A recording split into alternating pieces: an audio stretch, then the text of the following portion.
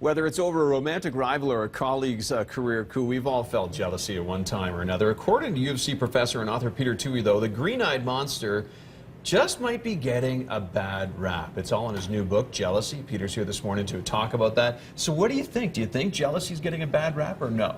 Yeah, I think Why? it is. Why do you think so? Well, everybody wants to focus on the bad side of the thing. I mean, if you took it away from the romantic side of things, that is to say, the sort of disappointments and jealousy that occurs there, it's often a good thing in the workplace. The simplest way is if you're just a little bit jealous of somebody who's got a better job than you, it might make you work harder and press a bit harder. But there's other things to it even beyond that. Okay.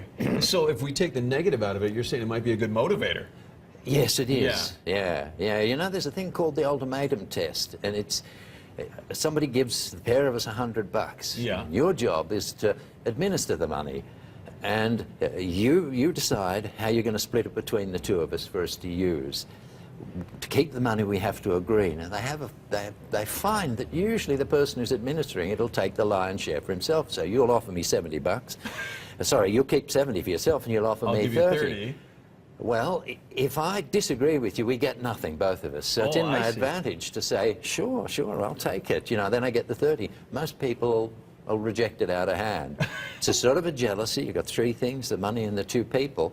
But what the person who's rejecting the $30 is doing is, you know, well, they're saying, now hang on, you've got to be fair over this. So there's jealousy. It mightn't sound like jealousy, but it is, if you define it, being used as a sort of social mechanism to push for fairness amongst people. Okay. So that's a good thing, I would have thought. Okay, and so why did you decide to write about jealousy? Just because it shaped history so much, or what? A bit of that. I think it's, I work on the sort of the history of the emotions and the nature of them, which sort of sounds odd because my day job's teaching Latin and Greek. We still exist.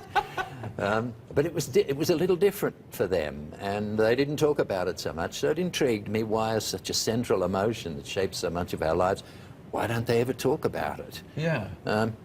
And the answer to that is, well, I don't know the full answer, but you can get a bit of a sense of it. From the book, yeah. Yeah, and from reading. Sure. Yeah. Sure. Okay, and so what's the difference then between jealousy and envy? The usual way people talk about it is for jealousy and envy, you need three things. Two people and a thing, you know, like money or a position, and two people, or three people. And there's going to be a rivalry between the three people.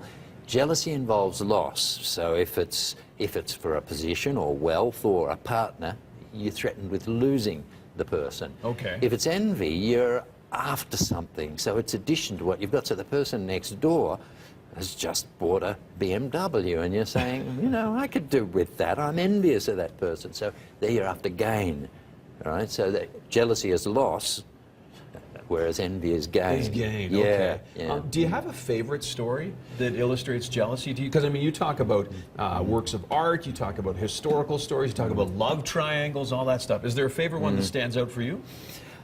Well, I guess not. But one of the funniest ones is a person I knew whose name is Simpkins when I was young, and he's talking about the workplace. And it's a strange one, because you always in the workplace think of yourself as the victim, you know, because we've always got a boss above us. But this fellow was good at being an organizer, a boss, and a dean, and that sort of thing. He said the thing you've got to understand when you first become a boss is that you're at the service of the people who you work for. You've got to flatter them. You've got to actually realize that you're there to serve their every need and butter their ego. And I said, hang on, this is not what I want to do in life. But he said, look, that's one form of jealousy in the workplace that's ignored a lot. The jealousy that's directed at the boss, who often has to look after the egos of the people under him. So it's a funny sort of a thing. It's always intrigued me. Yeah, no kidding. Yeah. No kidding. Jealousy is the book. Peter Toohey is the author, and you can get this pretty much anywhere, can't you? Yeah, Amazon's the easiest. Amazon's the easiest. There you go. Peter, thank you so much for coming in this morning. We have information on our website, breakfasttelevision.ca.